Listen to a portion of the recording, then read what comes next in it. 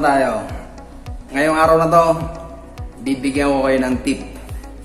Paano ba mag-set ng tamang ampere? Kasi kapag ikaw ay baguhan, maaaring magbase ka lang sa libro. Ibig ko sabihin, kung ano makikita mo sa libro, maaaring doon ka sumunod. Kaya lang, tama yon. Pero may pagkakataon na kahit na sumunod ka sa libro, kung ang welding machine mo ay wala sa tamang setting o hindi nakalibrate, hindi lumalabas doon ang tamang ampere na kailangan para sa isang welding rod. For example, meron ako ritong welding rod. Ito ay 3.25 mm ang kanyang core wire or 1/8 of an inch. Pagka nagwe-welding tayo, syempre titingin tayo sa reference. So balik tayo sa libro. Ang makikita natin doon ang requirement dito ay 75 to 125 amperes ang kinakailangan ninyo para dito sa welding rod na to. Paano kung ang inyong welding machine ay hindi nakalibrate? Isinet ninyo sa 75 to 125 pero ang kanyang performance ay hindi talaga maganda. So ano ibig sabihin? May problema sa iyong setting. So paano pa? Isa pang problema. Paano kung ang welding machine ay walang mga dial indicator? Hindi nyo alam kung nakatutok na yan sa 125 or 75. Saan babanda ron? Kasi may mga welding machine na wala kang makikitang setting. Tansyahan lang doon. Yung iba naman, digital. Ang nagiging problema nga lang, kung hindi nakalibrate ang welding machine. Kung nakalibrate yun, walang problema. Pero kung hindi, ayan, manghuhula na tayo. So, ang tip ko ganito. Kung kayo mga baguhan, para sigurado kayo, kung ito ay 1/8, ang recommendation ay 125 amperes mula 75 to 125 amperes. Mag-set kayo sa medyo mataas ang konti. Itaas nyo ng konti. Halimbawa, 175. Gawin yung 250 o 225. Iset nyo ron. Para pag nag-start na kayo, hindi siya kaagad dikit ng dikit. Kasi kung ang pag-i-start ninyo ay dikit ng dikit, may stress kayo. Kaya mas maganda, pag dut-dut ninyo, pag strike ninyo, magsisimula agad ang arc. Ngayon, kapag ka nakapag-start na, hindi pa tapos yun. Titimplahin muna natin ang tamang setting para sa ganong welding rod. Ibig ko sabihin,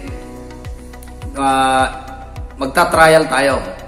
Uubusin natin ang welding rod na to hanggang magtitira tayo ng 3 pulgada lang. Hanggang dito. Pag hindi nagbago ang kulay ng nasa ibabaw na to, ibig sabihin, medyo tama na ang inyong setting. Medyo pa lang. Ano pa? Magde-deposit kayo ngayon ng bead. Magwe-welding kayo. For example, button bead. Mag-spot muna kayo ng button bead. Check aped kung yung inyong button bead ay merong undercut sa gilid. Sa pinakagilid ng kanyang bead. Tingnan nyo maigi kung merong undercut. Kung may undercut, ibig sabihin medyo mataas pa ang inyong current. Anong itsura? Nakadapa ba? Kung nakadapa pa siya ng gusto, mataas pa ang inyong current. Ngayon, kung nakaumbok naman, mababa ang current ninyo. So, itataas nyo na naman ng kaunti. So, ganito ang gagawin ha. Sa simula, mag-set agad ng medyo mataas na ampere, ubusin ang welding rod, mag-trial kayo ng mag-trial hanggat hindi nagbabago ang kulay rito. Pag yan ay nangitim pa, babaan nyo ng konti ang ampere, by 10, by 15, nasa sa inyo yan. Halimbawa, 250 ang setting ng current niyo, gawin yung 240, tapos ubusin uli ang welding rod. Tignan kung nagbago. Kung nagbago, bawasan uli ang current. Bawasan uli ng mga 15 o 10. Ubusin uli yung welding rod. Tignan nyo kung nagbago ang kulay. Kung hindi nagbago, dyan na kayo mag-experiment. Mag-deposit kayo ng bead. Kung gusto niyo button bead o kaya stringer bead.